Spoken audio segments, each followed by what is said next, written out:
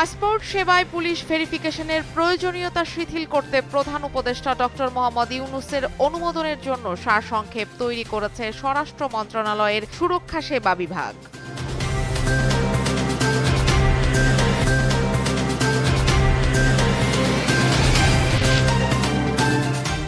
তিস্তা নদীর পানির ন্যায্য হিস্সা আদায় ও তিস্তা মহাপরিকল্পনা বাস্তবায়নের দাবিতে 2 দিন ব্যাপী কর্মসূচিতে তিস্তা ব্রিজ থেকে গণপদযাত্রা শুরু বিএনপির। লালমনিরহাট প্রান্ত থেকে রংপুরের কাউনিয়া বাজারে শেষ হবে এ পদযাত্রা।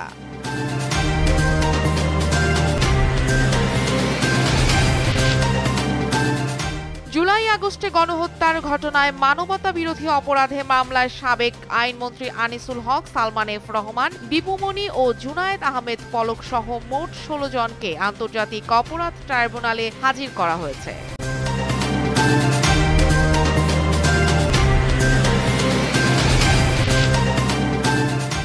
লাতিন আমেরিকার দেশ বলিভিয়ায় ভয়াবহ সড়ক দুর্ঘটনা ঘটেছে। এতে কমপক্ষে 31 জন নিহত হয়েছেন, আহত হয়েছেন আরও অনেকে। চালক নিয়ন্ত্রণ হারিয়ে ফেলায় হতাহতের এ ঘটনা ঘটে।